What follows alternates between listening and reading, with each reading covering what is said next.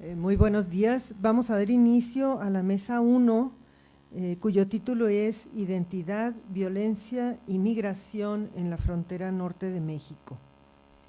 Vamos a iniciar con la doctora Paola Suárez Ávila, con el tema de Arriba el Nortec, Identidad Norteña y Narcocultura. Paola Suárez Ávila es académica de la Facultad de Filosofía y Letras de la UNAM, doctora y maestra en Antropología Social del Centro de Investigaciones y Estudios Superiores en Antropología Social, profesora invitada en el Instituto de Estudios Gubernamentales de la Universidad de California, Berkeley, y en el Instituto de Derechos Humanos de la Universidad de Coimbra.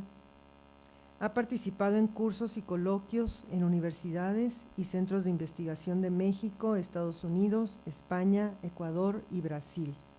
Sus líneas de investigación son arte y cultura en la frontera México-Estados Unidos y política migratoria en California.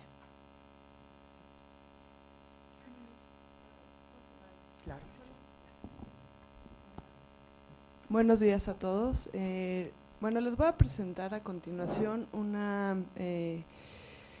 propuesta de análisis que realicé durante la tesis de maestría, que tuvo como objetivo analizar las propuestas de arte visual en la frontera, específicamente en la frontera entre Tijuana y San Diego.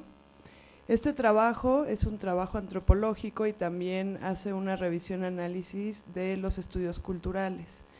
Esta propuesta tuvo como objetivo analizar la relación entre arte, obra y artista, ¿no? Para saber de qué manera los artistas en la región de Tijuana están produciendo sus propias identidades. El proyecto, bueno, para justificar de qué manera yo llegué a Tijuana, yo soy de la Ciudad de México, pero este proyecto fue a partir del 2005, cuando lo realicé e hice el trabajo en 2007. Lo que me resultó bastante interesante de la propuesta de Tijuana cuando yo estaba aquí en la Ciudad de México es que fue uno de los primeros, el colectivo Nortec fue uno de los primeros colectivos que logró impactar a la escena del arte también en la Ciudad de México para transformar la visión de lo que es la frontera. Así nos llegaron imágenes distintas desde Tijuana de lo que representaba para la gente de Tijuana lo que era la frontera. De nuestro conocimiento por medio de los periódicos habíamos visto que la frontera era un espacio lleno de violencia, contrabando, pochos, cholos, ¿no? Todos estos adjetivos descalificativos de los inmigrantes e incluso de la gente que vive en la frontera. Me resultó interesante saber de qué manera esta comunidad estaba articulando su propio discurso a través del arte y por qué a través del arte es que estaban representando su visión de la frontera. Bueno, Amalia Malagamba explica que los artistas chicanos y fronterizos han excavado, explorado y desarrollado las ricas, complejas y múltiples vetas y corrientes culturales, sociales y políticas que vienen a encontrarse, confrontarse y negociarse a esa línea dibujada en el paisaje con alambre de púas entre los Estados Unidos y México, que ha dado a estos artistas posibilidades únicas para crear un fértil campo simbólico. La frontera entre México y Estados Unidos es una de las fronteras, creo que es la frontera más grande del mundo, si no me equivoco, una de las fronteras más grandes, la de Canadá es más grande, sí. Y bueno, dentro de todo y a lo largo de este coloquio vamos a ver distintas representaciones. Yo me voy a mantener en el campo de Tijuana y San Diego. Vamos a ver que entre Ciudad Juárez y otros espacios de la frontera, las representaciones del arte van a ser distintas, las manifestaciones no son iguales y por eso podemos ver que hay una heterogeneidad a lo largo de la frontera. Hay distintas recreaciones y distintas simbolizaciones de este mismo espacio. También quiero mencionar que los procesos que vive cada espacio de la frontera son distintos. Tijuana no ha estado enmarcado por este proceso de violencia contra las mujeres tan grave como lo ha sido Ciudad Juárez, pero la discusión a veces la comparte con los colectivos principalmente de mujeres. El feminicidio es uno de los temas que trata, pero no es uno de los temas principales dentro de la comunidad de Tijuana. El colectivo Nortec, como no sé si ustedes han conocido la propuesta del colectivo Nortec o alguna vez hayan escuchado sobre el colectivo Nortec. El colectivo Nortec es una propuesta musical y la mayoría de nosotros lo conocemos por su propuesta musical. También tienen como colectivo una parte que es el colectivo Nortec Visual. Yo hago la investigación la hice básicamente en el colectivo Nortec Visual y no es un análisis sobre la música. El colectivo Nortec, bueno, como les menciono, han sido chicos que se integraron desde 1999 para desarrollar distintas propuestas artísticas, no solo musicales, en las que incluye todo un desarrollo de la gráfica. Ellos le llaman la estética Nortec. Bueno, más adelante voy a explicar qué significa Nortec y ¿no? a qué hace referencia este concepto. Es importante mencionar que el colectivo Nortec no es un hecho aislado, no es un fenómeno que se haya generado de la nada en Tijuana.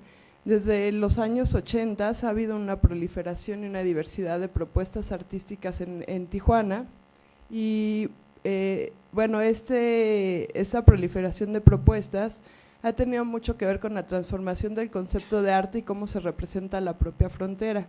Asimismo, la frontera ha sido interpretada y reinterpretada por muchísimos colectivos artísticos, el colectivo Norte, que es un ejemplo que yo pongo, pero en realidad hay muchos otros colectivos que han participado, dejado de participar o que siguen participando. Bueno, el arte de la frontera, como les menciono, tuvo un auge en esta región durante la década de los 80, principalmente con un colectivo que se llamó el Taller de Arte Fronterizo. Y bueno, esta imagen es, si ustedes visitan la página del Taller del Arte Fronterizo, bueno, aparece esta imagen, bueno, que es el pie del migrante, ¿no?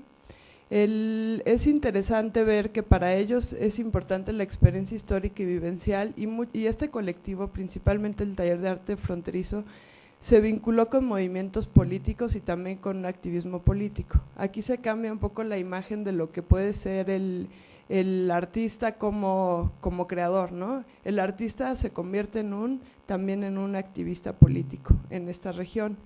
Y creo que también se comparte en Ciudad Juárez, ¿no? Son como acciones que van cambiando también la propia conceptualización del arte. Bueno, esta es una imagen, uno de los personajes más famosos que han participado en el Taller de Arte es Gómez Peña, que no sé si ustedes conozcan su trabajo. Él ha trabajado muchísimo a veces viene aquí a México, si pueden cacharlo en algún performance, es muy bueno y muy divertido. Él trabaja mucho sobre la identidad chicana, ¿no? Sobre la transformación o la identidad pues como él menciona, del pocho, del desterrado, va transformando su propio personaje. Aquí si ustedes ven, pues él tiene como todo este exotismo, ¿no? De lo que podría ser las curious shops de Tijuana, de llévese todo lo mexicano en el último minuto en esta esquina de Latinoamérica, y que no sé si ustedes también conozcan Tijuana, pero bueno, Tijuana está plagado de estas tiendas con las curiosidades mexicanas para que los estadounidenses o los mexicanos en su regreso se lleven a Estados Unidos todos estos elementos culturales que aquí los podemos ver abigarrados, ¿no? Como en conjuntar toda una identidad cultural en un pequeño espacio. Bueno, el arte de la frontera, que es, bueno, yo propongo en mi tesis que existen durante los años 80 una propuesta del arte de la frontera, que es pensar y conceptualizar todo sobre la frontera. A partir del 94 vemos una transformación en el concepto de arte en las comunidades y colectivos artísticos de Tijuana, que es pensar el arte desde la frontera, pero no solo situarlo en el contexto de Tijuana y San Diego, sino también ver a las fronteras como un fenómeno global. Es decir, se meten a este circuito de no solo las fronteras como espacios de limitación entre una nación y otra, sino también como espacios donde se puede transmitir ideas, hacer un intercambio de gente, y que no solo son, como les menciono, no solo son las fronteras físicas.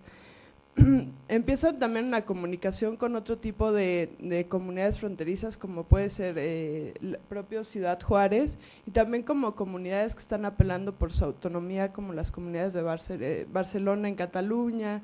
Bueno, hay como unas discusiones bastante interesantes sobre cómo se va a reconceptualizar en la era del neoliberalismo esta visión de la frontera, ¿no? Entonces, de ser un espacio de confrontación en la época, en los 80s y los 90s, antes de la mitad de los 90s, en el 94 con el inicio del Tratado de Libre Comercio, se hace una reconceptualización de lo que significaría la frontera en los espacios neoliberales o en la globalización.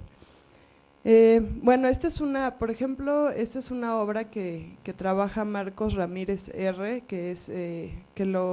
gracias, bueno, que estuvo en una de las exposiciones o exhibiciones de arte de Tijuana. Es un caballo de Troya y bueno, él lo que representa es el tránsito y el tráfico de tanto de bienes culturales, recursos humanos. Y si ven, bueno, tiene las dos caras y esto lo ubicó él en la frontera entre México y Estados Unidos. Es una de las instalaciones que más representarían el arte en Tijuana. Bueno, ser artista en Tijuana, dice uno de los periodistas en Los Ángeles, que no es algo para las almas tímidas. Esto significa que se necesitan grandes retos también para transformar los modos de producción del propio arte. No es fácil hacer arte en Tijuana en primera porque no existen los apoyos culturales, ni siquiera los apoyos, no hay apoyos institucionales, entonces un poco la política del artista en Tijuana es do it yourself, que viene del punk, y es hacerlo tú mismo, ¿no? Con los materiales y las posibilidades y los recursos que puedas, hacerlo tú mismo. El colectivo Nortec basa mucho su propuesta en eso, ¿no? De que ellos mismos como colectivo se van autogestando sus proyectos. Como no queda mucho tiempo, creo que ya les he explicado un poco lo que es el colectivo Nortec, y más bien quiero que pasemos a ver las gráficas. Creo que igual tampoco hay tiempo para analizar demasiado la propuesta, pero bueno, estos son algunos de los gráficos del Nortec. Y bueno, el Nortec significa la composición entre lo norteño y lo tecnológico, de norteño y de tecnológico. La cercanía con California de Tijuana hace que esta comunidad tenga también acceso a otros recursos tecnológicos que no existían en esa época todavía en la Ciudad de México. También por eso vemos gráficos como este que representan, por ejemplo, a Apple, y bueno, aquí, por ejemplo, es otro de los gráficos que tiene el Nortec, que ya se hace más referencia a todos los íconos de la cultura local, que es la cultura norteña, y bueno, aquí el propio autor lo descentra, ¿no? Hace como todo un análisis de que él quiso poner a este personaje que cumple con todo lo que podría ser una idea de lo que es el tijuanense o la persona de Tijuana, que es el hombre de bigotes, sombrerudo, con su marihuana. En vez de ser el superhéroe, tiene su marihuana ahí, su plantita de marihuana en la panza, y tiene sus dos cuernos de chivo, ¿no? Entonces, es un poco las representaciones que ellos van haciendo, ¿no? Y dice, en Tijuana no somos solo narcos y marihuanas, pero pues no somos más ni menos, ¿no? Entonces, ellos mismos se van autorrepresentando. La cultura pop es otro elemento que se va introduciendo en estos gráficos. Este es otro cartel y bueno, también aquí se hace referencia a esta cultura norteña. Si ustedes recuerdan a los personajes que hacen narcocorridos o todo eso, es entre una interpretación pues un poco irónica, ¿no? de lo que es el norteño, y bueno, viva Nortec, como reafirmando siempre la cultura del norte, ¿no? Para ellos es como un orgullo ser norteño. Bueno, estos son algunos gráficos y bueno, ya creo que aquí me voy a detener para no detener las otras conferencias. Bueno, este es uno de los gráficos que creo que más tienen que ver con esta parte de la violencia. Este es el personaje central que está ahí, es Luis Donaldo Colosio, como ustedes lo saben, y bueno, es el candidato del PRI que fue asesinado en 1994, y bueno, para ellos también es todo un hecho violento que marca a una generación dentro de Tijuana, y que ellos mismos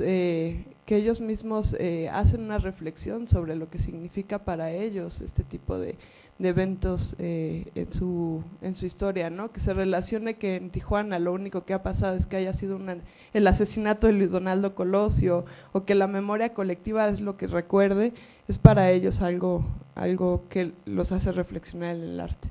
Les dejo otras imágenes que no me da tiempo de analizar, pero aquí es Raúl Velasco, de nuevo la cultura pop, ¿no? Reflexionada ahí. Este es un cartel también donde salen los hermanos Arellano Félix, de nuevo como representando toda esta, pues esta es nuestra historia, estos son nuestros personajes, o sea, nosotros no tenemos a los grandes personajes, nosotros tenemos a los narcotraficantes, a los políticos asesinados, ¿no? Esta es nuestra historia. Y bueno, aquí hay en pequeño aparece que el FBI otorga 2 millones de dólares por cada uno de los integrantes de los hermanos, el cártel de los Félix o de los hermanos Arellano Félix. Y bueno, estas son las conclusiones, que en realidad, bueno, esta gráfica que les presento muy brevemente es un espacio de interpretación visual y musical sobre la situación de la frontera. La frontera tiene espacios múltiples de contenidos y realidades sociales, también representa para los artistas un espacio de interpretación donde se significa el contenido de la frontera y de la cultura local, enmarcada por procesos de migración, violencia y narcotráfico. En esta exposición yo he destacado la gráfica del colectivo Nortec como un colectivo de artistas independientes que han logrado significar y descentrar los discursos mediáticos de la frontera. La otra Tijuana, la que nos retrata el Nortec y los otros colectivos, tiene el rostro de la historia cotidiana, en aquella historia que como corridos populares aparecen las historias de los hermanos Arellano Félix, de Colosio y de los norteños que tienen una voz distinta. Pues muchas gracias.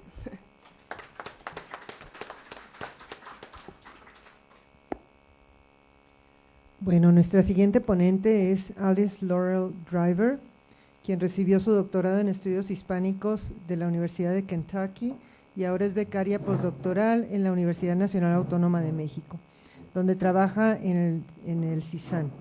Investiga la ética de la representación de la violencia con un enfoque en los estudios culturales y la frontera. Su obra ha sido publicada en The Arizona Journal of Hispanic Cultural Studies, Shasky, Aztlán y Studies in Latin American Popular Culture, entre otras revistas. Su trabajo está dedicado a Ciudad Juárez y los límites de la fotografía. Le cedo la palabra a Alice.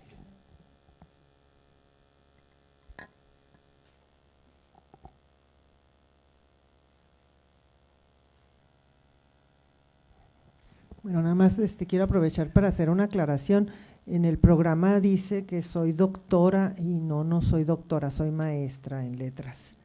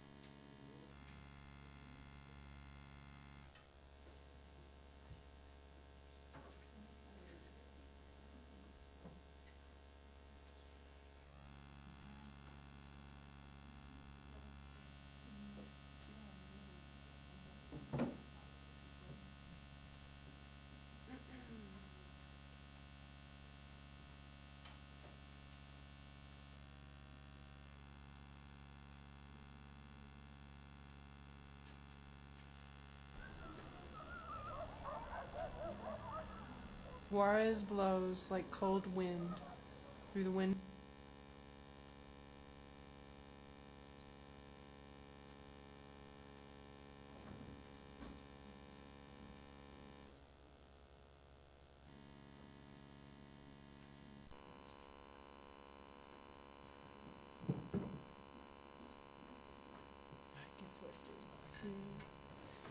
Buenos días. Voy a hablar sobre Ciudad Juárez y los límites de la fotografía. Y la foto que ustedes pueden ver ahora es una foto de Julián Cardona, un fotógrafo de Juárez. Y de hecho es una de las primeras fotos que yo vi hace, creo que en 2009, ¿no? Hace 3 o 4 años, que me impactó tanto, ¿no? Justo cuando yo estaba empezando a escribir sobre Juárez. Nunca había ido a Juárez, realmente no sabía mucho sobre los problemas, la violencia ni nada, pero yo creo que es una imagen que sí habla del poder del arte desde cierto punto de vista, ¿no? Que realmente me impresionó y a través de la imagen después yo fui a Juárez, empecé a hacer entrevistas y sigo básicamente con el mismo trabajo ahora. A base de entrevistas con los fotógrafos Julián Cardona, Jaime Balleres y Etzel Aguilera de Juárez, voy a explorar el tema de la violencia y los límites de la fotografía.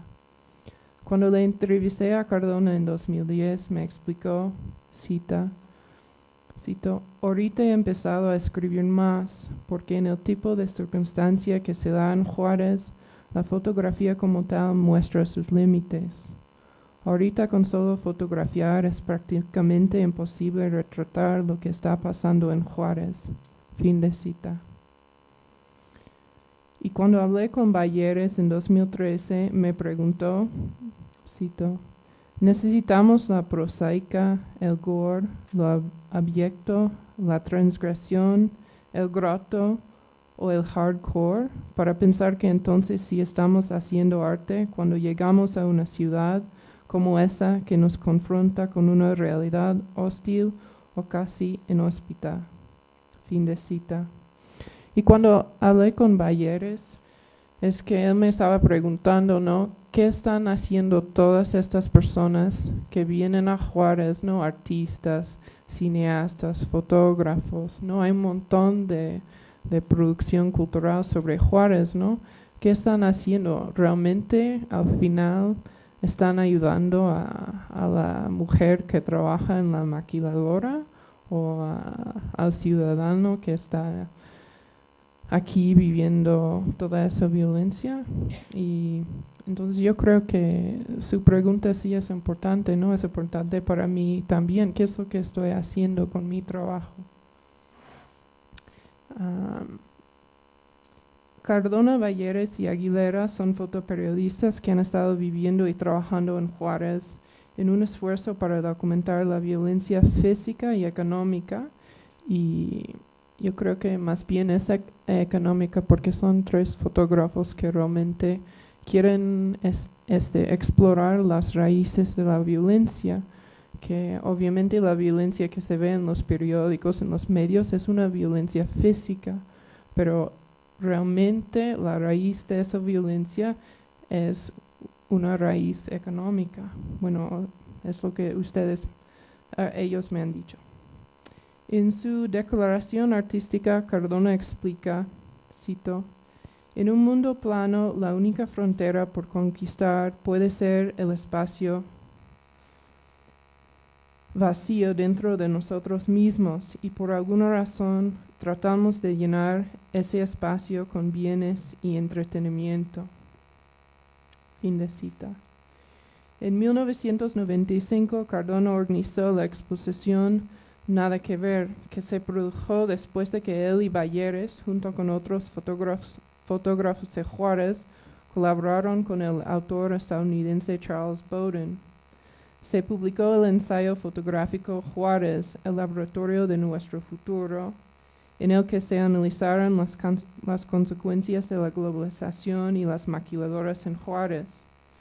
Cardona y Bowden colaboraron después para producir Éxodo, acerca de las dificultades que se enfrentan los inmigrantes cuando intentan cruzar la frontera entre México y Estados Unidos. En 2000, Bowden escribió un artículo acerca de Cardona,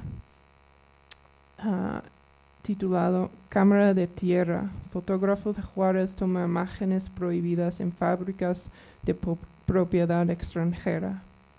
Y habla de la obra de Cardona, que realmente trata de los problemas económicos. Se puede decir que a raíz de eso crea una desigualdad, muchas veces que es una desigualdad que afecta más a las mujeres que a los hombres, que después les deja en una posición muy frágil, se puede decir, en términos de la sociedad. En este artículo voy a explorar su interés en la ética de la fotografía en el contexto de la violencia y la inseguridad en Juárez. El testimonio de estos tres fotógrafos me permitirá analizar la diferencia entre lo que Slavoj Žižek describe como la violencia subjetiva y objetiva. En esencia, la diferencia entre la representación de la violencia gráfica, o sea, lo que vemos en los periódicos como el PM, como las decapitaciones que aparecen en las noticias y después la violencia más bien objetiva, la representación de la desigualdad económica. Como señala Žižek, a la vanguardia de nuestras mentes, las señales evidentes de violencia son actos de la delincuencia y el terrorismo, disturbios civiles, conflictos internacionales. Pero debemos aprender a dar un paso atrás para separar a nosotros mismos de la fascinante atracción de esta violencia directa subjetiva, la violencia que se lleva a cabo por un agente fácilmente identificable.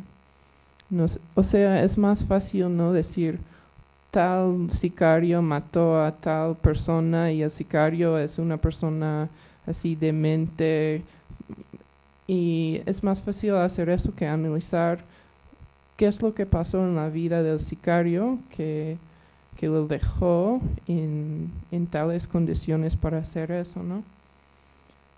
La violencia económica o implícita aparece en la fotografía de Cardona, Balleres y Aguilera, y es un ejemplo de la violencia sistémica subyacente descrita por Žižek, la violencia que precede a la violencia física. Según Žižek, la violencia objetiva o sistémica es como la materia oscura de la física, la contrapartida de una violencia subjetiva que es demasiado visible. Sin embargo, a pesar de que puede ser invisible, hay que tener en cuenta que sí se trata de dar sentido a lo que de otro modo parecen ser explosiones irracionales de violencia subjetiva. O sea, hay un discurso que existe, ¿no? Que toda la violencia que se ve en la frontera es algo irracional y yo creo que de algún modo hay que explicarlo, ¿no? Y ir más allá de eso. Es cierto que en el caso de Juárez, una ciudad en la que es necesario dar sentido a la narrativa de la violencia irracional que se presenta en los medios de comunicación. Y les voy a mostrar una entrevista que yo hice con Julián Cardona, que sacó la foto que se ve aquí.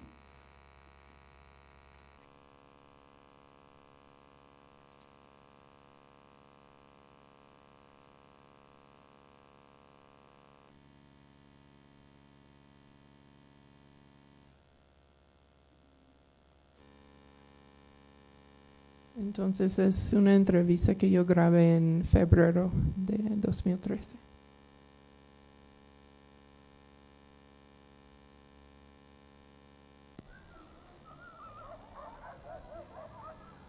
Juarez blows like cold wind through the windows of our souls and demands our attention. We embrace its images as if they could fill our own empty spaces, but we cannot hold on.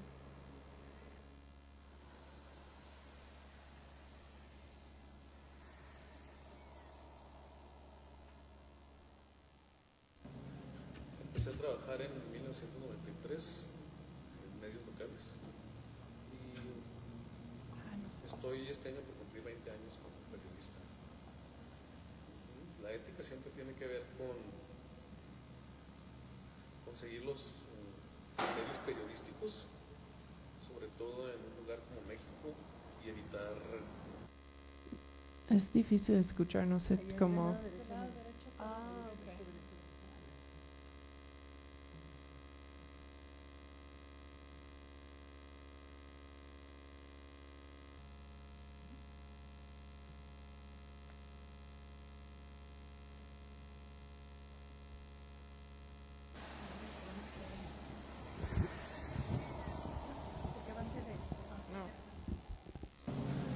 Empecé a trabajar en 1990.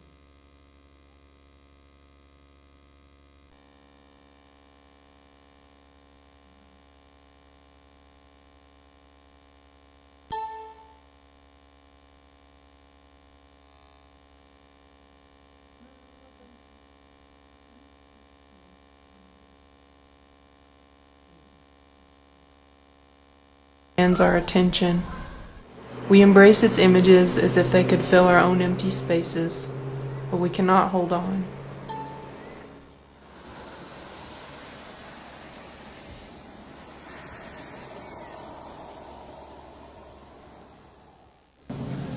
Empecé a trabajar en 1993 en medios locales y estoy este año por cumplir 20 años como periodista.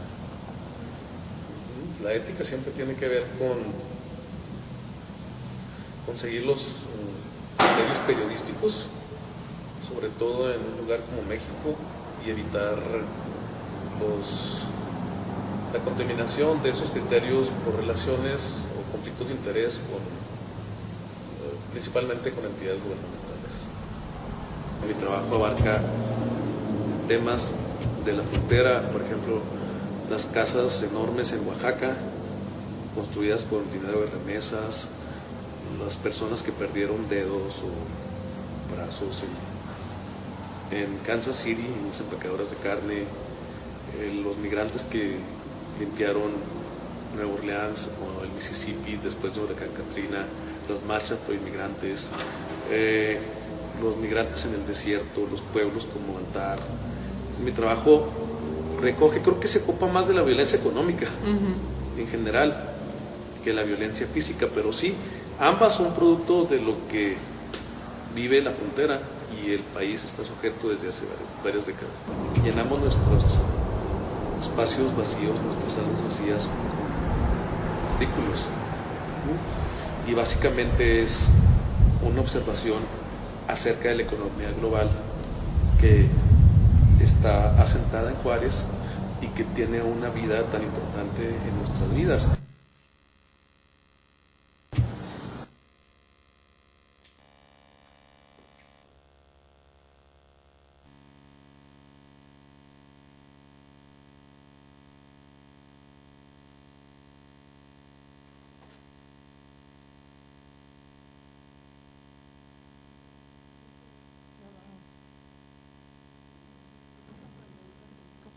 Aquí, mira. Sí.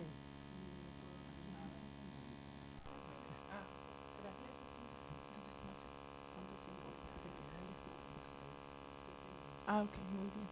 Bueno, entonces, a través de la entrevista con Cardona se puede ver un poco sobre sus ideas sobre la ética, ¿no? Entonces, y en el trabajo de él, le interesa más trabajar con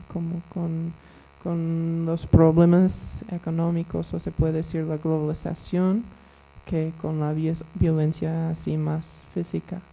Y parte del proyecto que ha sido realmente interesante es hablar con otra fotógrafa, Itzel Aguilera, que es la única mujer que forma parte de mi proyecto, porque a diferencia de los dos fotógrafos, cuando la violencia en Juárez realmente empezó a subir en 2008, Aguilera tiene 2 niñas bastante chiquitas, y ella, que antes siempre había trabajado así afuera, ¿no? Haciendo proyectos por su cuenta en la calle y cosas así, en 2008 básicamente se encerró en su casa Entonces, y empezó a sacar fotos de sus niñas, del patio, y tiene todo un proyecto también sobre el cielo, ¿no? Por ejemplo, el día que murió tal persona, creo que tengo una foto, el día que murió, por ejemplo, la poeta Susana Chávez, ella sacó una foto del cielo, y si ustedes han ido a Juárez, el atardecer es impresionante. Entonces tiene toda una serie de fotos del cielo, pero cada foto tiene que ver con algún evento de violencia, ¿no? Murió no sé quién, o el Chapo no sé qué, hizo no sé qué. Entonces es una manera así de trabajar el tema de la violencia, pero desde otro punto de vista. Y es una foto de Jaime Balleres, de una mujer que él dice que es Cenicienta, en una esquina en Juárez. Y es una foto de Cardona de una casa así incendiada, sí, que sí, hay muchas casas así en Juárez, casas así abandonadas también. Y es una foto de Aguilera, de su niña más chiquita, y ella tiene toda una serie básicamente pasó 3 años entre 2008 y 2011 en su casa, nada más salía para llevar a las niñas a la escuela o a veces al parque. Entonces su fotografía se turnó hacia el interior, se puede decir. Todas las fotos son de la casa, del patio, de las niñas duchándose. Son fotos muy íntimas. Entonces es algo que me sorprendió, ¿no? Sobre cómo ella tenía que cambiar su vida debido a la violencia de la ciudad. Y me contó que, por ejemplo, las niñas siempre querían ir al parque, pero como que a ella le daba miedo ir sin su esposo. Entonces, un día, una de las niñas que tenía en ese entonces 6 años le preguntó a Aguilera, ay, ¿por qué no podemos ir al parque? Y Aguilera dijo, ay, bueno, es que no, tu papá no está aquí, entonces no podemos ir. Y la niña respondió, es la violencia, ¿no? Entonces como que ya sabía, ya se había enterrado. Y entonces yo creo que se ve a través del trabajo de Aguilera cómo la violencia sí se forma parte de la vida diaria de una persona.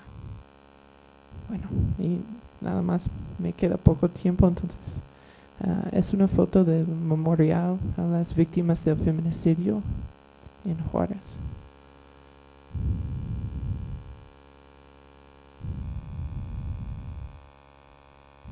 Y la última foto es de Jaime Balleres. Pero muchas gracias.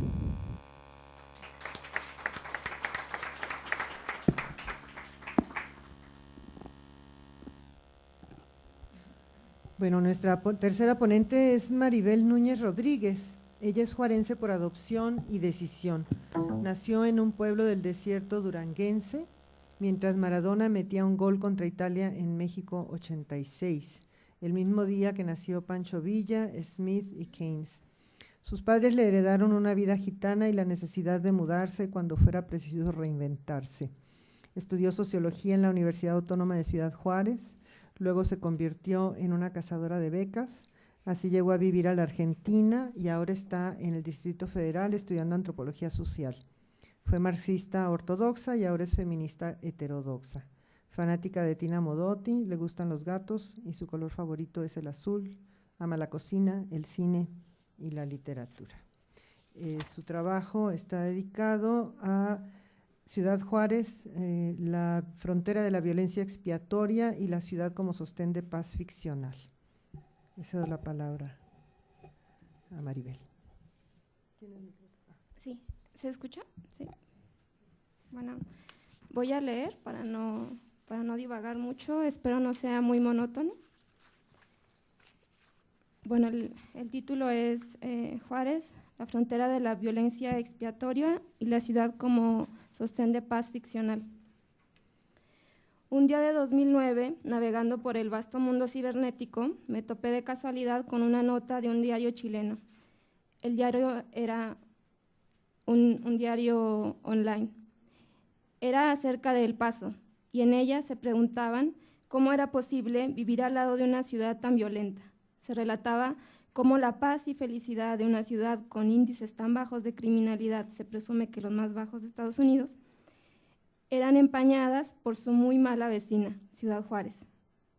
A lo largo de estos años, desde 2008 y sobre todo hasta 2011, estas noticias eran típicas en los diarios internacionales, desde los que se consideraban más progresistas hasta los más conservadores, el Clarín argentino, el Universal venezolano, el País de España y la Monde Diplomatique.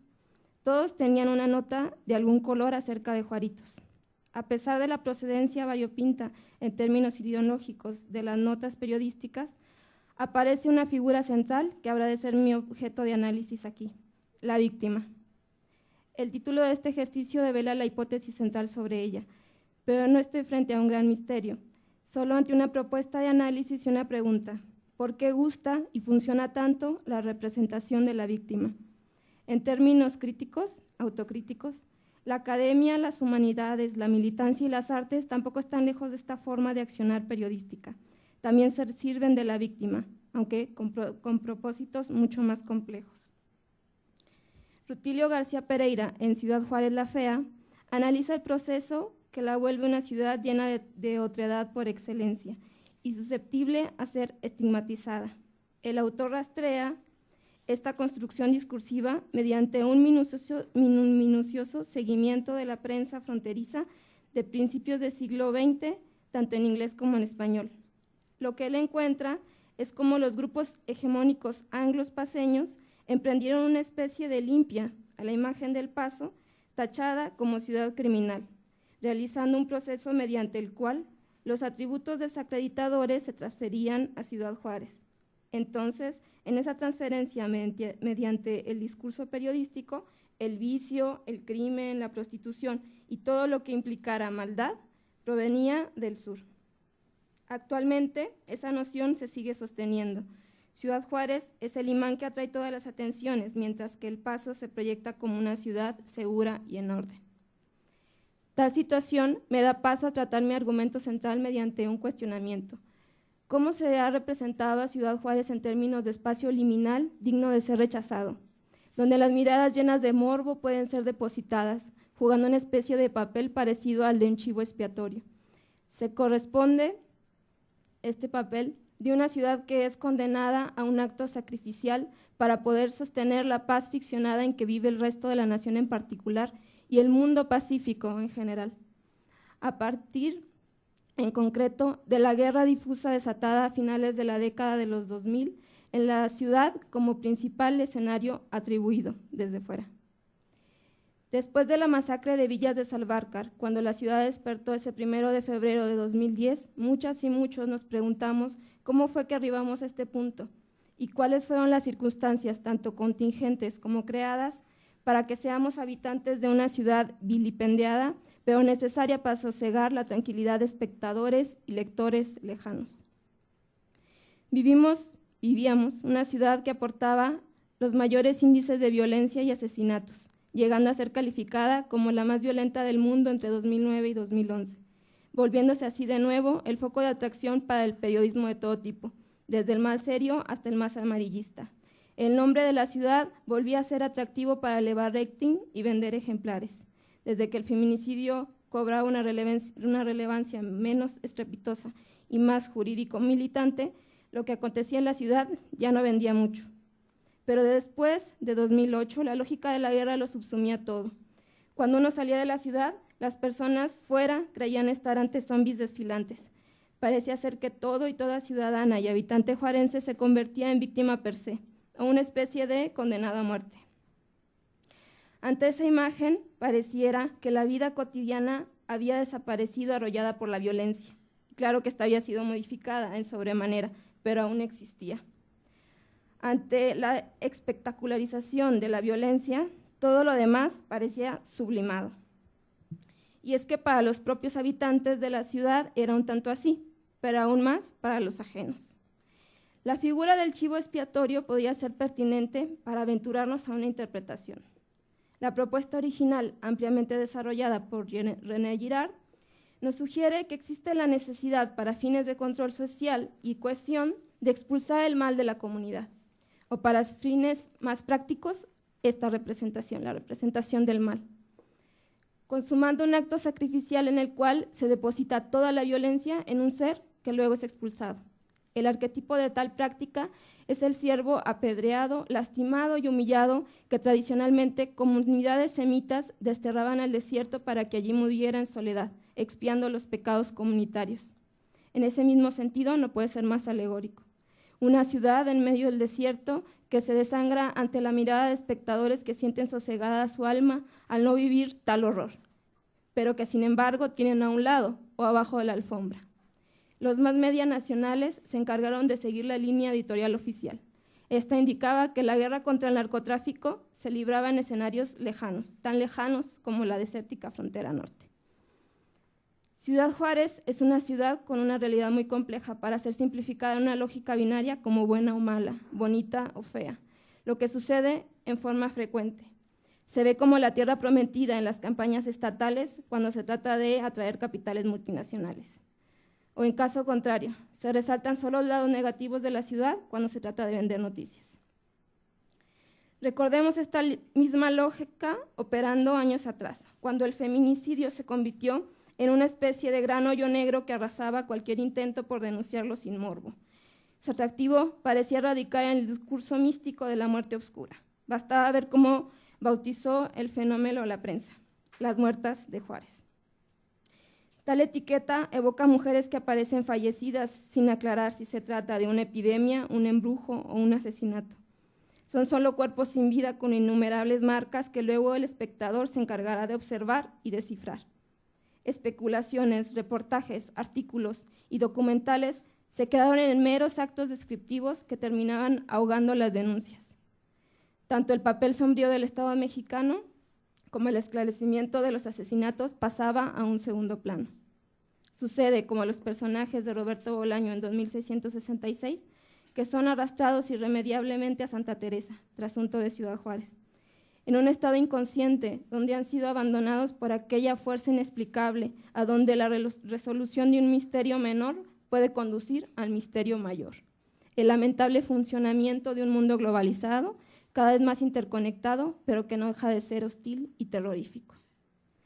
Y como había sucedido ya con el feminicidio, toda la descarnada realidad suscitada en Juárez permitía crear una especie de ficción para aquellos otros lugares donde se vivían condiciones iguales o peores de violencia.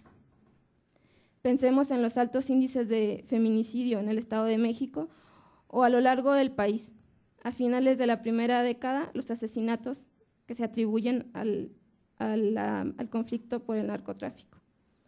Aún así, la víctima visible y recreada era Ciudad Juárez. Sus habitantes parecían no tener salida del horror. Esta guerra difusa emprendida por Felipe Calderón vuelve a ser evidente la producción de víctimas y la construcción de chivos expiatorios en un intento por sostener una paz ficcional.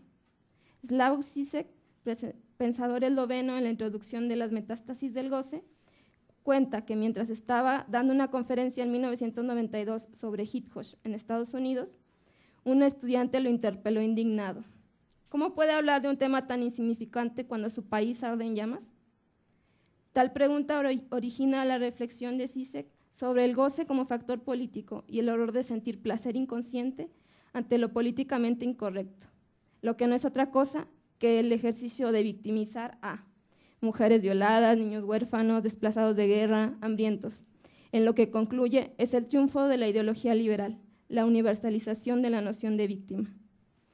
Para Žižek, el goce radica en que el sentimiento de culpa y la compasión que despierta a la víctima ayuda al otro a sentir que las cosas le funcionan con normalidad, que su condición de espectador preocupado está resguardada. Pero ¿qué pasa cuando vemos que las personas en esos contextos y en Ciudad Juárez tratan de hacer su vida con normalidad intentan que sea soportable. Como tanto habitante de un territorio en guerra, como aquel Sarajevo. No importa, la víctima de igual forma, cito, es representada para que nos guste vernos en la posición desde la cual observamos, cierro cita, cómodamente, porque cuando sucede que si el espectador compasivo se da cuenta que su vida no difiere del todo de la vida cotidiana de la víctima, es decir, que ambos viven en guerra, el otro entra en jaque y la cómoda barrera del espectador se diluye. Si se concluye que la ciudad en guerra, cualquiera que sea, abro cita, no es una isla, una excepción dentro del mar de normalidad. Por el contrario, esta pretendida normalidad es en sí una isla de ficciones dentro de la guerra común, mucho más en el contexto actual de las guerras difusas. Tal cual, la vida social en la ciudad dio un vuelco estrepitoso en lo que bien llaman Ravelo y Rubalcaba, la cancelación de la vida urbana y el asedio a la ciudadanía. En términos de una economía de muerte que cuenta con una especie de política de la impunidad por parte del Estado, que además se juega con una persecución al activismo y una total desprotección para quienes denuncian o enfrentan circunstancias adversas de persecución. No se trata acá de negar todo ese desolador panorama, pero más allá de una condición permanente de víctima inmovilizada, los hombres y mujeres juarenses siguen saliendo todos los días de su casa para tener una vida lo más llevadera posible, porque es insostenible y hasta insano quedarse encapsulado en la conmiseración. Pero si los medios se sirven de la víctima para vender diarios, en otros ámbitos tenemos la complejidad del salvacionismo. La academia, las humanidades, el arte y la militancia muchas veces no logran un ejercicio crítico para desmontar la noción de víctimas, es más, lo exacerban. Tengo dos conjeturas acerca de los porqués de tal situación. La primera es en el sentido de la militancia de tipo colonial que necesita víctimas para salvar. Y la segunda va en el sentido académico creativo, que obedece a un patrón dentro de la división internacional del trabajo epistémico, que algunos, no todos, reafirman, recreando un centro al norte que produce teoría y milita, mientras considera existen bordes al sur, en los cuales tales marcos se aplican. El centro epistémico, por ignorancia u omisión, pasa por alto los aportes teóricos de los bordes, sobre todo por considerar que el aporte del borde es la víctima, no la teoría. Intentar destruir tales prejuicios resulta muy complicado, ya que antes se tiene que emprender una lectura en torno a lo que implica la victimización como acto de colonialismo, en el que las personas son minimizadas a esta faceta, negando de forma total sus otras experiencias o capacidades, impidiéndoles así la posibilidad de encontrar fin al calvario. Y es que la víctima existe en tanto persona que sufre condiciones que le son impuestas contra su voluntad, por fenómenos naturales, grupos, estados o ideas. Esta condición puede movilizar la exigencia por ayuda, solidaridad y justicia, puede generar empatía, pero también puede ser usada como instrumento para producir compasión y lástima. O lo que es más perverso aún, la víctima muchas veces ha servido como argumento para la intervención extranjera o el despliegue de la intolerancia. Las mujeres musulmanas tienen mucho para decir. Saba Mahmoud, por ejemplo, tiene un amplio artículo sobre ello.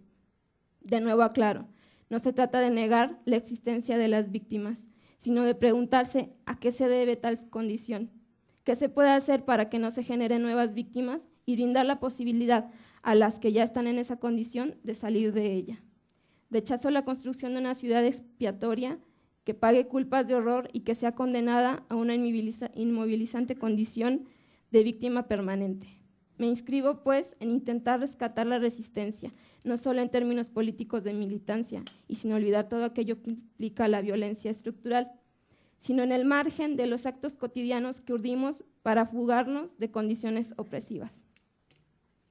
Hago también un claro reconocimiento a las personas de las más diversas procedencias que tomaron como bandera la denuncia del feminicidio y la militarización, no solo como un intento de salvar sino como un acto real de solidaridad.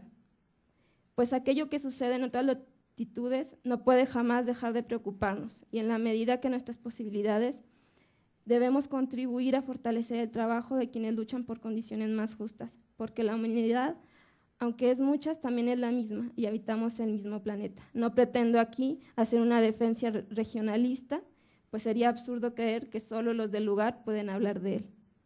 Sin embargo, si solo hacemos una reproducción acrítica de la información que recibimos sobre la condición de opresión sufrida por otros, podemos estar contribuyendo a justificar intervenciones militares, por ejemplo, las mujeres con burka en Afganistán, el colonialismo, la prohibición del velo en Francia, o podemos llegar a afianzar la lógica universal de la victimización, contribuyendo al mórbido espectáculo de la muerte sin explicación. Y para dejar bien clara la postura en torno a la abnegación de la víctima, quiero cerrar con un extracto del manifiesto de Pedro Lemebel. Yo no pongo la cara, yo no pongo la otra mejilla, pongo el culo, compañero, y esa es mi venganza.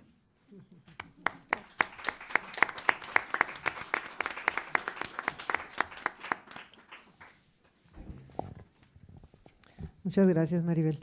Vamos a darle la palabra ahora a Mayek Querales Mendoza. Ella es licenciada en Sociología por la Facultad de Ciencias Políticas y Sociales de la UNAM y actualmente es estudiante de la maestría en Antropología Social en el CIESAS. Sus líneas de investigación son subjetividad y cultura, migración y violencia. Colabora en el rastreo de la historia del tatuaje en la Ciudad de México como parte del proyecto Memoria Corporal, financiado por el CONACULTA. Durante 2011 y 2012 colaboró en evaluaciones de resultados de programas gubernamentales en materia de ciencia y tecnología. Durante 2009 y 2010 presentó varias ponencias sobre el significado del tatuaje en sociedades altamente individualizadas y fue becaria en el Instituto de Investigaciones Económicas.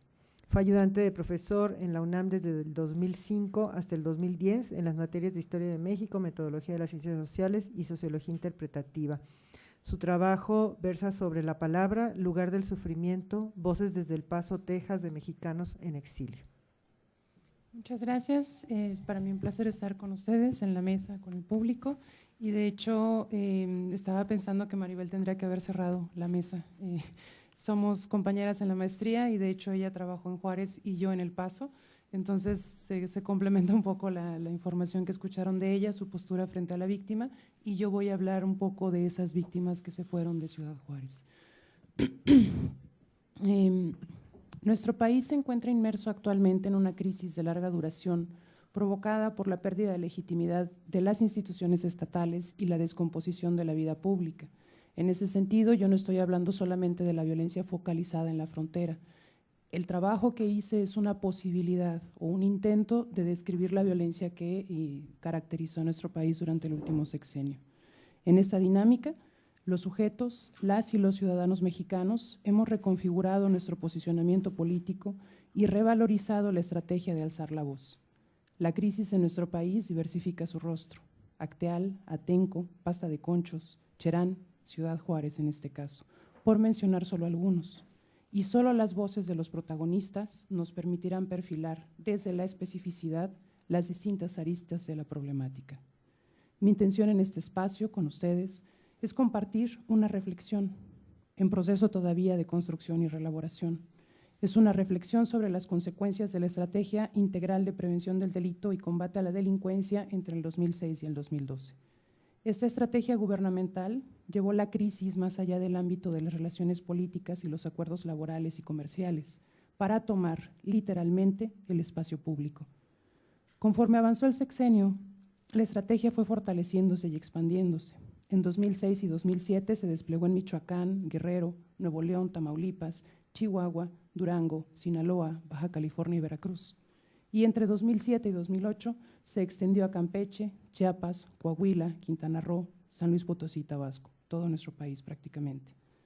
En términos generales, la estructura organizativa de la Estrategia de Combate a la Delincuencia consistió en desplegar al unísono la Secretaría de Seguridad Pública, la Secretaría de la Defensa Nacional, la Secretaría de Marina y la Procuraduría General de la República, así como las autoridades estatales y municipales.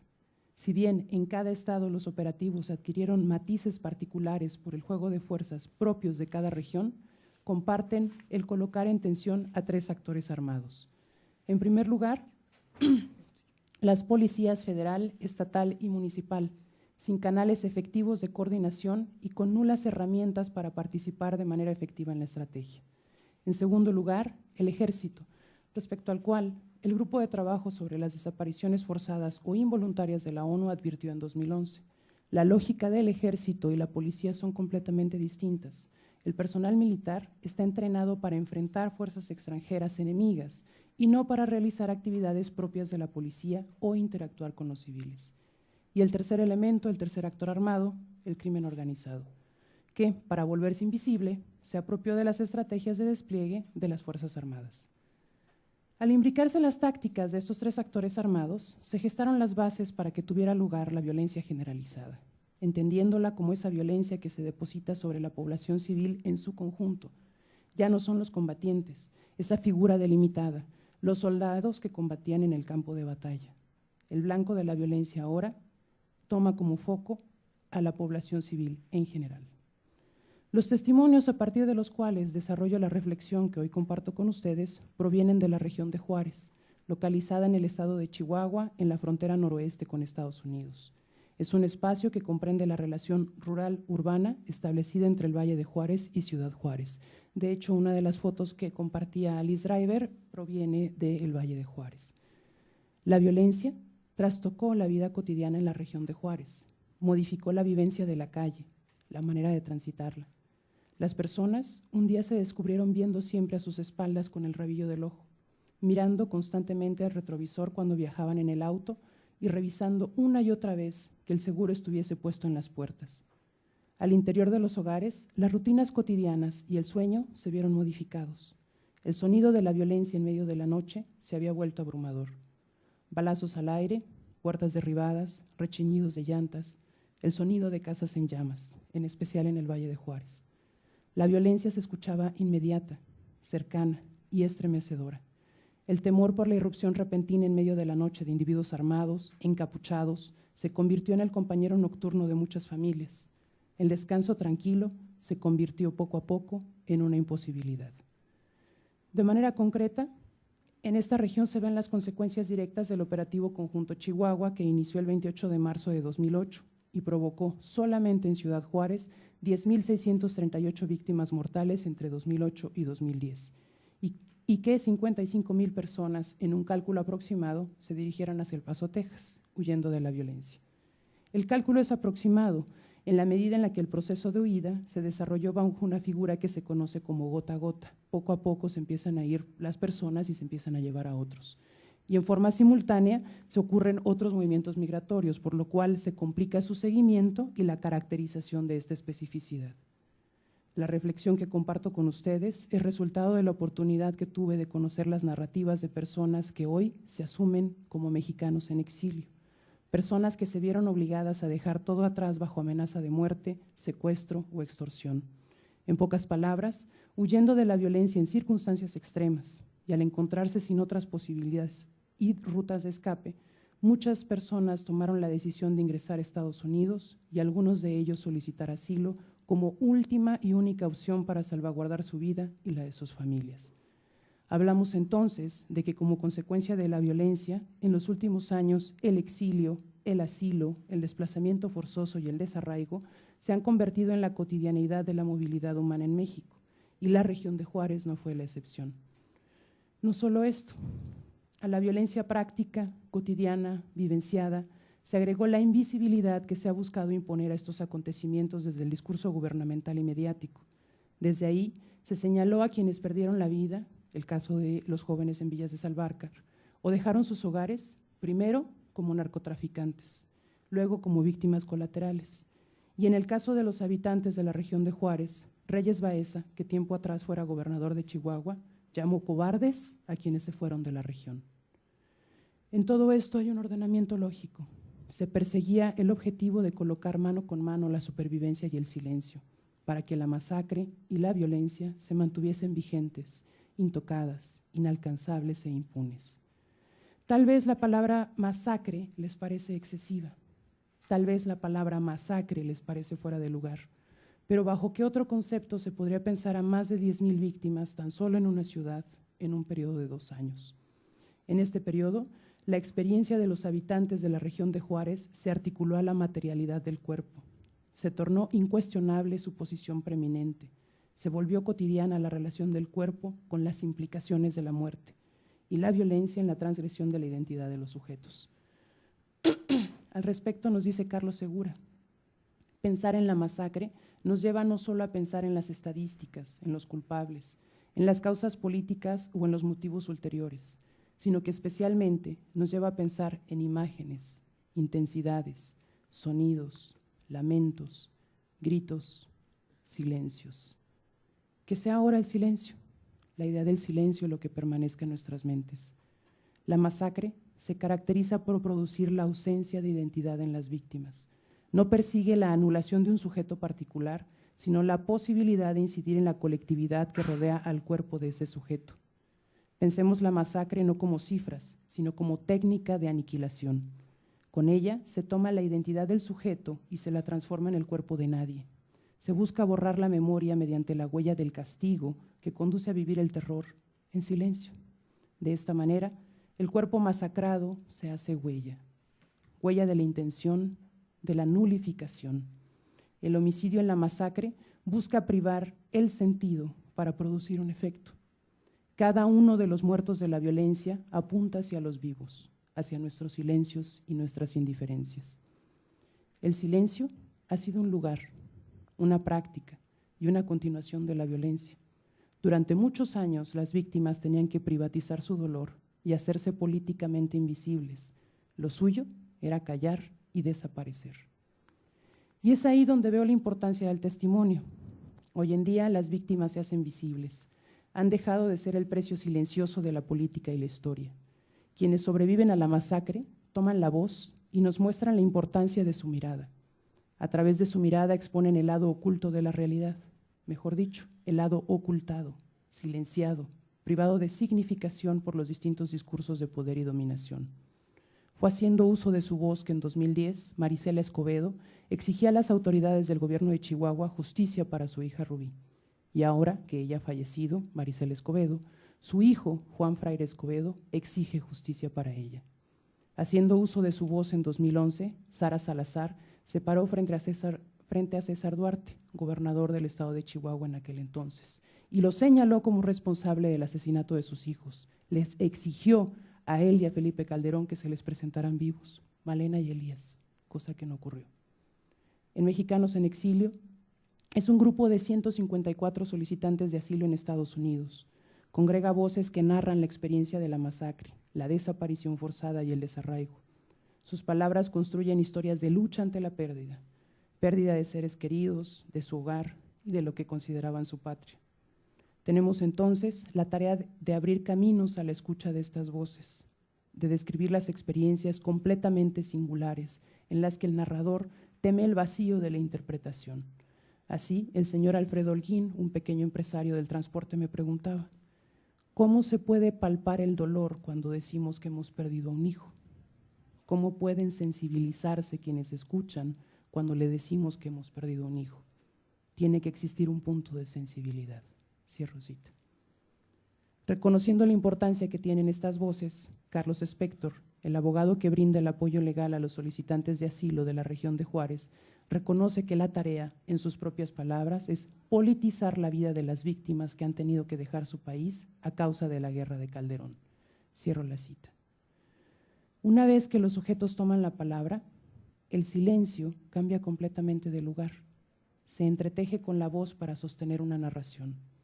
Es solo a través de las voces de quienes han visto las huellas de la masacre que podemos aproximarnos un poco a la dimensión de terror y comprender un poco el dolor que implica la experiencia. Las cifras aisladas y en abstracto favorecen el distanciamiento y acallan las emociones que la masacre deja tras de sí. En términos éticos, un ser humano asesinado merece la misma atención que miles. Los muertos son todos iguales a la luz de las estadísticas. Lo que los diferencia es más vivido que pensado. No es su dimensión numérica, estadística, sino la forma como en que habitan ellos nuestra memoria. Se entreteje entonces testimonio y memoria, en la medida que esta última no es la facticidad, los hechos de la realidad. La memoria se construye también con las ausencias, con lo que ha quedado en el camino. En el testimonio, el silencio indicará las fallas del lenguaje, la ausencia de palabras capaces de representar una experiencia en su totalidad.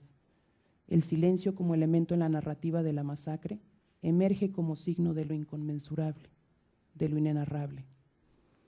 En el testimonio de la masacre, quien habla comienza a ingresar pausas en la descripción, pausas que se van volviendo más extensas conforme mayor es la proximidad de la acción violenta, pausas acompañadas por el sonido de la respiración profunda, pausas generadas para recuperar el ímpetu narrativo. En varias ocasiones observé a los individuos tomar una momentánea distancia del lugar donde la entrevista estaba siendo realizada. Se levantaban con la espalda tensa hacia el frente, caminaban unos pasos, respiraban, se enderezaban, comentaban algo ajeno a la entrevista, algo completamente trivial, y después volvían frente a mí para retomar su narración. En estos testimonios, un silencio paulatino cubría la oralidad conforme se aproximaba la narración de la fatalidad de la muerte. Si aceptamos la idea de que la mirada propia de quien ha experimentado el horror o el terror no es incomunicable, sino que se nos ofrece a los demás como testimonio de algo que nosotros no hemos vivido, me atrevo a decir que el silencio como elemento narrativo en la estructura del testimonio alberga esa mirada, la mirada del terror. Gracias.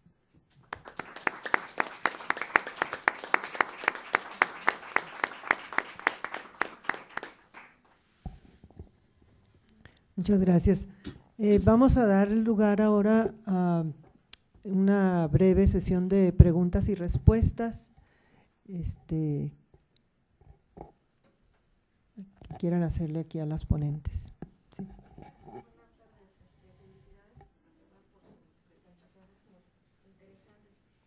Quisiera preguntarle a Mayek respecto a esto de la importancia de la memoria. Bueno, se habla que el movimiento de Javier Sicilia pues había apelado a esto, ¿no? Al rescate de la memoria y demás.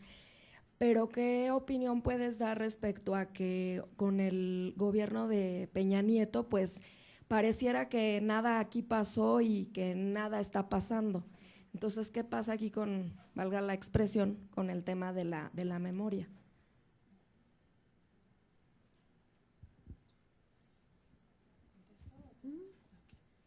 Sí, bueno, en el caso de los cambios de administración, creo que se fortalece un poco la idea de invisibilizar como el vínculo que se tiene con la violencia en los últimos sexenios. De hecho, los testimonios de las personas señalaban que todo esto comenzó desde Vicente Fox, y con Vicente Fox no se menciona absolutamente nada, ¿no?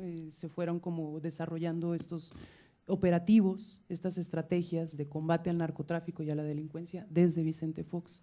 Entonces, de hecho, lo que menos tenemos en México es como este fomento a la memoria, ¿no? Todavía está pendiente la Guerra Sucia, pendiente el 68, y en Ciudad Juárez me parece que colocaron un memorial a las víctimas del feminicidio, pero termina siendo todo como muy espectacularizado, no hay realmente este reconocimiento de la voz de la víctima o de los sobrevivientes de la víctima. Entonces, en el caso de Peña Nieto, hay como toda la estrategia de no mencionar crimen organizado, delincuencia en los medios de comunicación. Entonces, es en mi perspectiva, en mi humilde opinión, como redoblar la violencia discursiva porque se niega que eso está ocurriendo, ¿no? En el caso de los solicitantes de asilo, por ejemplo, el mayor obstáculo que van a enfrentar es que se señala a Felipe Calderón, ¿no? Y la administración de Felipe Calderón. Entonces ya se cambió la administración, pues se pueden regresar, se niega el asilo, ¿no? Es como una de las circunstancias que ellos van a enfrentar.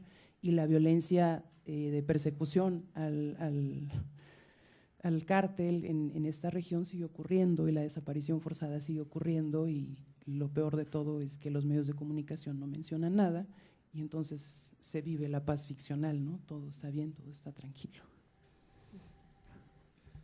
Solo quería añadir algo en cuanto al memorial que se hizo en Juárez para las víctimas del feminicidio. De una manera irónica se ha vuelto un espacio donde las mamás ahora van y colocan carteles de las niñas desaparecidas. Entonces el espacio que supuestamente es un memorial a las víctimas del feminicidio se ha vuelto un espacio donde si vas allí vas a ver las caras de las niñas desaparecidas de 2012 y 2013. Entonces, yo creo que nos dice bastante sobre la situación.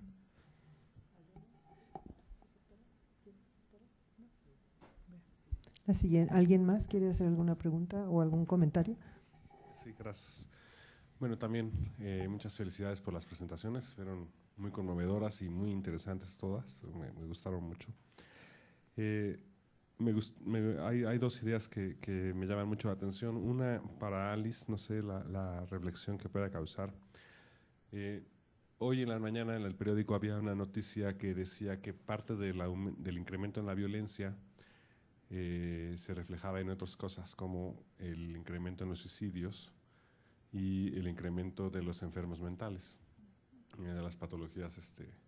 Entonces creo que esta violencia objetiva de la que hablas tiene ese tipo de reflejos y, por ejemplo, estas cuestiones de seres humanos frágiles, pues no sé, en condiciones de autoencierro y todas estas cosas, pues forma parte de esa violencia objetiva. No sé si tuvieras algo que decir al respecto. Y también para Maribel, me gustó muchísimo la idea del chivo expiatorio, es súper buena idea, me parece. La idea de poner en Ciudad Juárez lo que es como si en el resto del país no fuera la causa de esa cuestión, ¿no? Creo que es una idea que merece explorarse más y me agrada mucho que tu valor para hablar de la representación de las víctimas como principal problema, porque vivimos en una sociedad como muy católica, ¿no? O sea, nos gusta esa cuestión de cuanto más sangre, más victimizado, pareciera que le estamos rendiendo más homenaje y no, entonces también pues, son solamente comentarios, pero si hubiera algo que decir al respecto me gustaría mucho escucharlo. Gracias. Sí, gracias por tu comentario. De hecho, es interesante porque a partir de por ejemplo, de la violencia del feminicidio y de las mujeres desaparecidas, muchas de las familias después, por ejemplo, podemos pensar sobre Paula Flores, que ya lleva 15 años como activista en contra del feminicidio.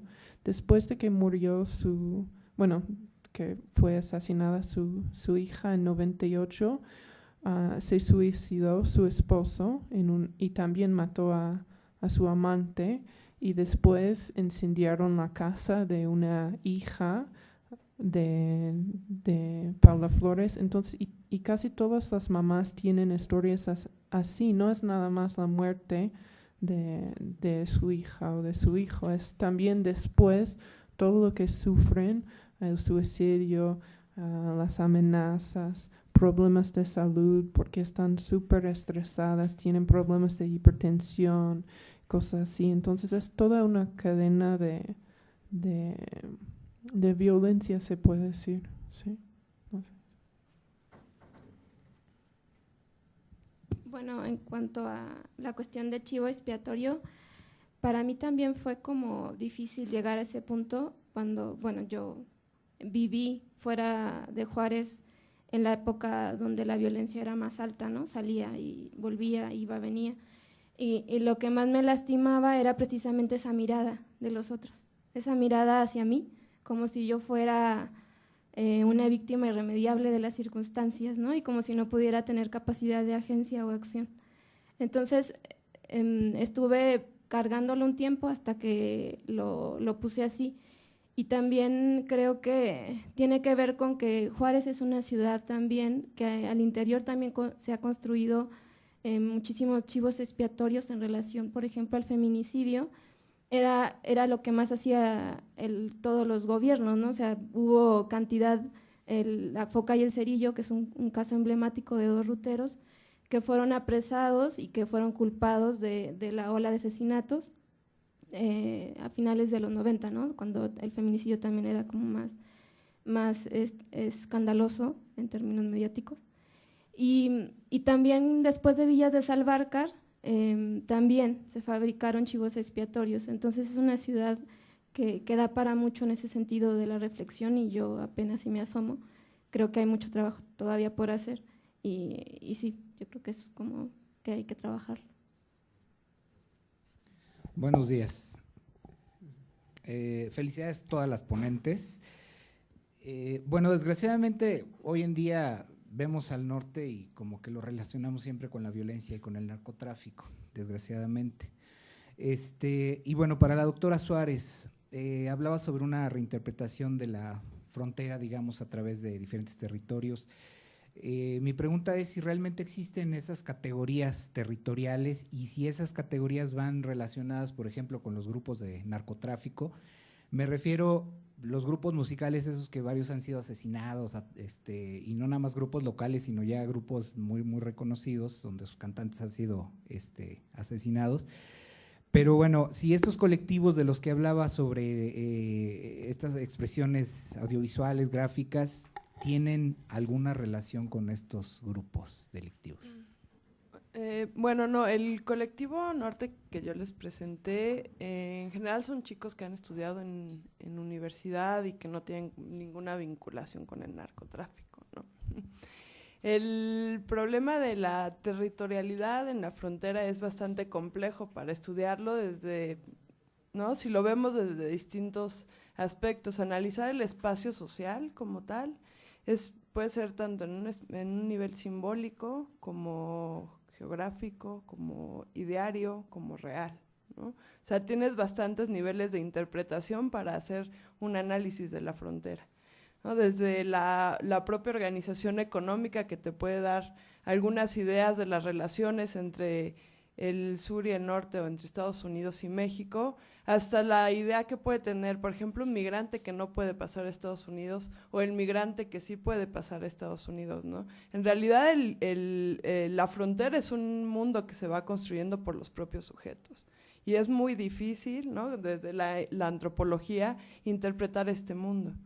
Tienes que ir reconstruyendo poco a poco la vida cotidiana de esta gente. Si pueden cruzar, si en realidad es el espacio imaginario, el sueño americano, ¿no? O los que cruzan, los que compran, los que van y hacen la clase media que tiene acceso a entrar a Estados Unidos, ¿de qué manera observa ya el otro lado, ¿no? Ya no es quizás el sueño americano, ya quizás es pues la realidad ¿no? Confrontar dos realidades.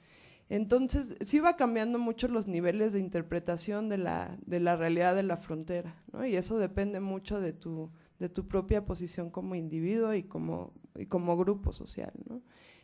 Sobre el problema del narcotráfico y los grupos norteños, pues siempre hay una interrelación.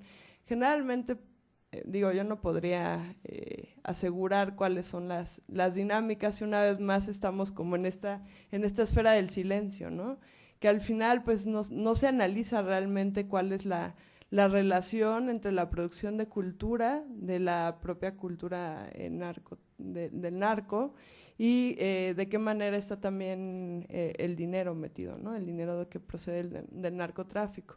Ahora hay lo que mucho critica, por ejemplo, el colectivo Norte, y estos colectivos, es la censura que hay hacia la cultura norteña desde el centro de nuestro país, que en realidad son estereotipos que no se están permitiendo que sean recreados desde el espacio hegemónico que es el centro de México.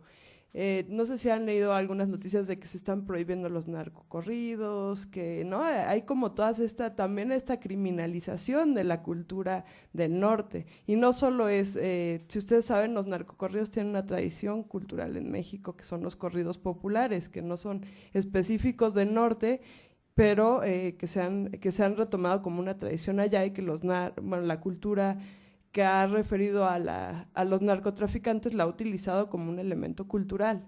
Entonces ahí también hay una criminalización de la cultura del norte, ¿no? Entonces, bueno, ahí hay muchos elementos interesantes por discutir, pero por cuestiones de tiempo aquí lo cerramos. Nada más como comentario, hace poco más de 20 años se prohibieron en los libros de texto gratuito todas las canciones que mencionaban la palabra marihuana o amapola, ¿no? Por ejemplo, esa canción de "Parece esa amapolita cortada al amanecer" está prohibida en los libros de texto mexicano.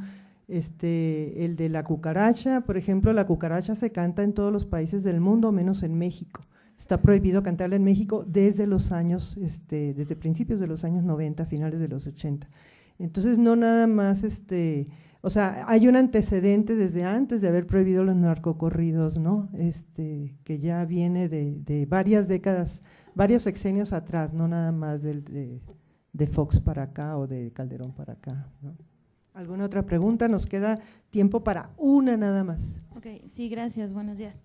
A mí me ha interesado mucho la idea de espacio liminal que planteó la maestra Maribel, que ha trascendido a señalar a Ciudad Juárez como una región estigmatizada frente a la región del Paso, Texas. A mí, bueno, en parte es comentario y en parte es pregunta. ¿Cómo se ha construido este proceso de estigmatización y dentro de esto, cómo trasciende a la autoconstrucción de las personas? Es decir, ¿cómo se van definiendo a sí mismas a partir de esta estigmatización dentro de su propia subjetividad? Esa más o menos sería la idea. Bueno, creo que da para una tesis toda esa pregunta, porque, bueno, el proceso mediante el cual se estigmatiza a algo también dice mucho de quién lo estigmatiza, porque es como, porque creo que algo, ¿no?, es reprochable, tiene que ver mucho con mis propios valores morales, éticos, de lo que creo que está mal, de lo que está bien.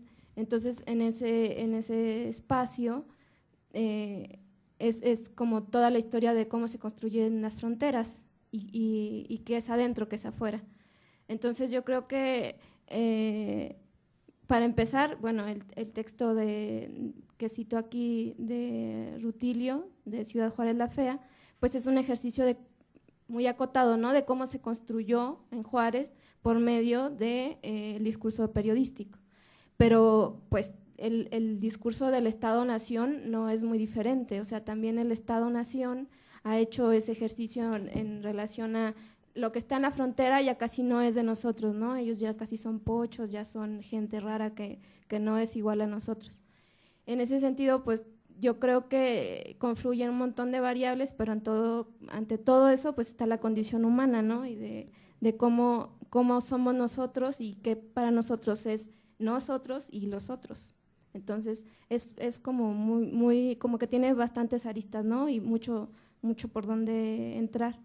Y acerca de cómo se perciben a sí mismos los estigmatizados, yo creo que una de las primeras reacciones es el autodefensa y el regionalismo, ¿no? Y decir, no, yo en realidad soy mejor que tú, y por eso tú piensas que me puedes orillar y rechazar, que es también toda la historia del regionalismo norteño. O sea, los norteños tienen una gran resistencia hacia el centro y hacia el sur, pero viene acompañada de eso, ¿no? Que generalmente fue como, si no hubiera sido por la Revolución Mexicana, no sé cómo hubiéramos entrado a la historia nacional, ¿no? Porque no había como una conexión muy real, y de hecho los norteños se jactan de ser diferentes, ¿no? De no haber vivido el proceso de mestizaje. O sea, el racismo que hay, por ejemplo, en el norte también es muy claro en ese sentido, ¿no? Nosotros somos altos, nosotros somos blancos. Entonces, en ese sentido es como un ida y vuelta que hace que se reproduzca, ¿no? Como una bola de nieve acerca del prejuicio, pues, en general. Bueno, pues muchísimas gracias. Damos por terminada la mesa, tenemos 15 minutos de receso.